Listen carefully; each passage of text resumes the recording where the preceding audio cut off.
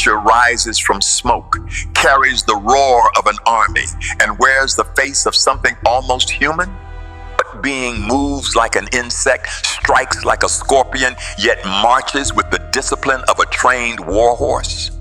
Meet the Locusts of the abyss, the most fearsome entity ever described in sacred vision. Born not from earth or evolution, but from a place lower than the shadows, these beings emerge only when the abyss itself is opened. From the furnace dark smoke they ascend, filling the sky with a swarm that darkens the sun, their wings thundering like thousands of chariots rushing into battle. They do not devour fields or forests. They do not swarm crops or tree lines. They seek only human flesh. A sting like a scorpion, yet drawn out for months, as if suffering itself were their command. Their appearance defies every boundary of the natural world. Bodies like armored horses, crowns of gold upon their heads, faces shaped disturbingly like our own, hair that flows like a woman's, teeth that tear like a lion's, and breastplates as hard as iron. They are a paradox of beauty and terror, majesty and violence, discipline and chaos.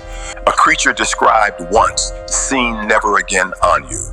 A being crafted for judgment, not survival. And as they rise from the smoke of the deep, they stand as one of the most haunting visions ever given.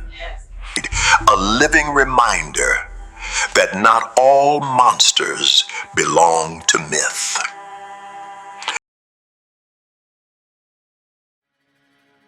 The vision that changed everything. The year was approximately 95 AD on a rocky island called Patmos. An exiled apostle named John received a vision so detailed, so visceral, that nearly 2,000 years later, we can still picture every spine, every tooth, every crown. This was no vague prophecy written in riddle and shadow.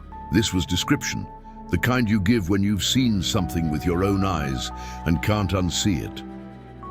The fifth angel sounded his trumpet. A star fell from heaven, carrying with it a key to something that should never be opened, the shaft of the abyss. When that key turned, the world changed. Smoke erupted, not the smoke of a campfire or even a forest blaze, but smoke like the smoke from a gigantic furnace, thick enough to darken the sun itself, to turn midday into a kind of twilight that made people look up and feel their stomachs drop. And then they came. Anatomy of the impossible. Let's pause and truly examine what John saw, piece by horrifying piece. The body. Horse-like, but not wild horses grazing in a field. These were horses prepared for battle. War horses, bred and trained for violence, muscles coiled and ready. The kind that ancient soldiers feared more than swords. The heads. Crowned with what appeared to be gold, giving them an air of royalty, of authority. These were not mindless beasts. They ruled something. They represented something. The faces. Human. Not monstrous or twisted, but eerily, disturbingly human. Imagine locking eyes with one of these creatures and seeing recognition staring back at you, seeing intelligence, seeing intent. The hair. Long, flowing like women's hair, a detail so specific it demands attention. In a vision filled with violence, here was something almost beautiful, something that softened the horror just enough to make it worse. The teeth. Lion's teeth, not for chewing grass or grinding grain, but for tearing flesh, for crushing bone. Predator teeth in a human-like face. The breastplates iron, armor that couldn't be pierced by the weapons of the ancient world. These things could not be stopped by human hands. The wings. When they flew, the sound was like the thundering of many horses and chariots rushing into battle. Not a buzz, not a hum, a roar, an army's approach. The tails. Scorpion tails with stingers, the weapon that defined their purpose. Not claws, not fangs, but a tale that delivered agony without death. Every element was chosen, every detail mattered. This was not random nightmare fuel. This was design. The mission: torment, not death. Here's what makes the Locusts of the Abyss truly unique among apocalyptic terrors. They don't kill. In a book filled with death, where a quarter of humanity falls, where stars collapse, where the very earth convulses, these creatures are forbidden from taking life. Their orders are explicit and horrifyingly specific. Do not harm the grass, plants, or trees. Target only humans. Target only those without the seal of God on their foreheads. Do not kill them. Torment them for exactly 5 months. Make the pain so severe that people seek death and cannot find it. 5 months. Not 5 days, not 5 weeks. 5 months of unrelenting agony from a sting that science cannot treat and medicine cannot touch. The text says, people will seek death but will not find it. They will long to die, but death will elude them. Imagine that. Imagine pain so consuming that you'd do anything, give anything, sacrifice anything for it to stop, and nothing works.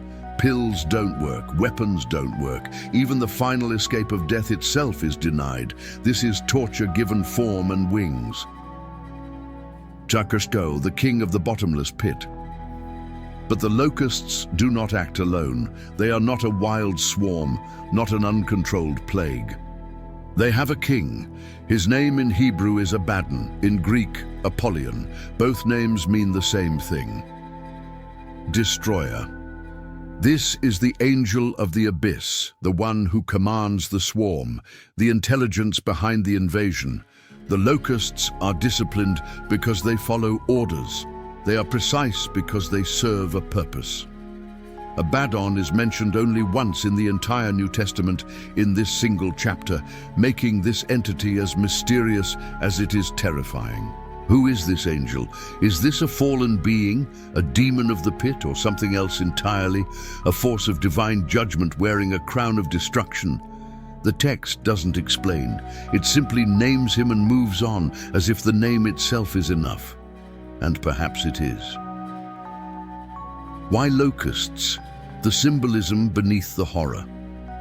Ancient readers would have recognized the locust imagery immediately. Locusts were one of the great terrors of the agricultural world.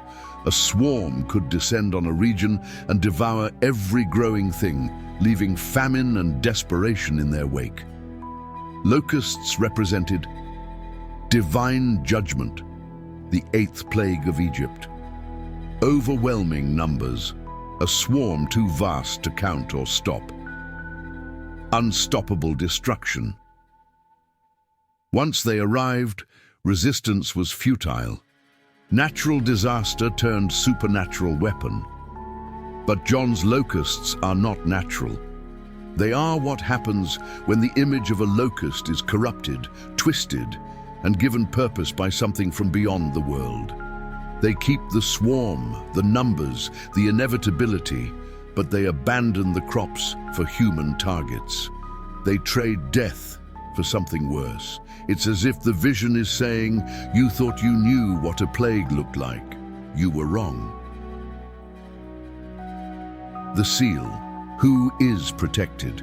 Not everyone suffers. The locusts are explicitly told to avoid anyone who bears the seal of God on their foreheads. This seal is mentioned earlier in Revelation. The 144,000 servants of God are sealed to protect them from the coming judgments. But the implication extends further. Anyone marked by God, anyone who belongs to him, is untouchable. The locusts can see this seal, they recognize it, and they obey. In a world where terror descends from the sky, where pain becomes inescapable, the seal is the only defense. Not walls, not weapons, not wealth, only belonging. It raises the question, if these creatures can discern spiritual realities that humans cannot see, what else do they know? What else can they perceive? Cultural legacy. The locusts in art and imagination. For 2 millennia, artists have tried to capture what John saw. Medieval manuscripts show them as nightmares made ink. hybrid creatures with women's faces and scorpion tails coiling across illuminated pages. Renaissance paintings depict them as instruments of divine wrath, their golden crowns gleaming against darkened skies. In modern times, the locusts appear in film and television as apocalyptic monsters, literature as symbols of unstoppable judgment, video games as high-level demonic enemies, heavy metal album covers as icons of spiritual warfare. They have become shorthand for "the worst is yet to come," a visual that needs no explanation.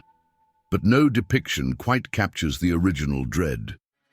The idea that these things are not evil for evil's sake, but servants following orders. They are not chaos, they are law, they are not random, they are precision. That might be the most terrifying thing about them. Why does this vision exist? Is it prophecy? A literal event waiting in the timeline of history? Is it symbolism? A way to describe spiritual realities that human language cannot otherwise capture? Is it warning? A reminder that certain doors should never be opened, certain keys should never turn? The text doesn't give us the answer.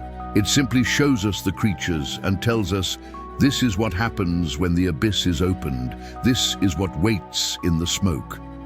And whether you read Revelation as literal future, symbolic truth, or ancient apocalyptic literature, one thing is undeniable.